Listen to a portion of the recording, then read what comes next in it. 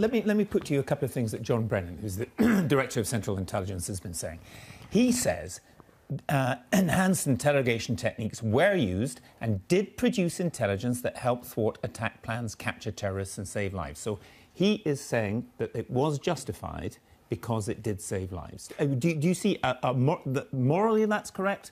And practically, that's correct. I see morally it's not correct because torture is something that's outlawed by the United Nations Conventions Against Torture, which is both physical and of a psychological nature. More importantly, as I've just cited to you the case of Ibn al-Sheikh al-Libi, we invaded Iraq based upon tortured testimony that turned out to be false.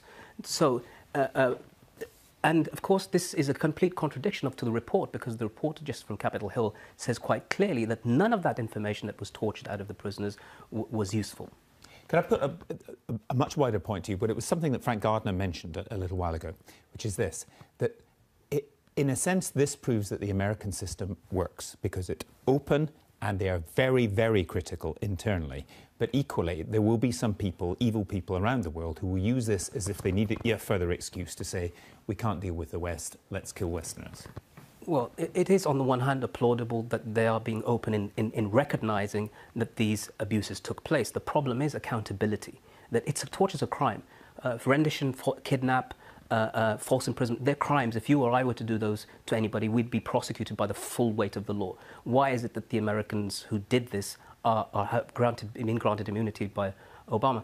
The other thing, of course, is that it's already happening. People are being dressed in orange suits and executed in Iraq. That happened in 2005, happened in 2006. It's happening now in 2014. As a direct result. As a direct result. It's absolutely connected. There's a complete connection. So essentially, this has been going on anyway. This was as a result of torture. We're here because of torture. We're here because of tortured false testimonies, and we're here because of lies, essentially, by people who are in power who should have known much better.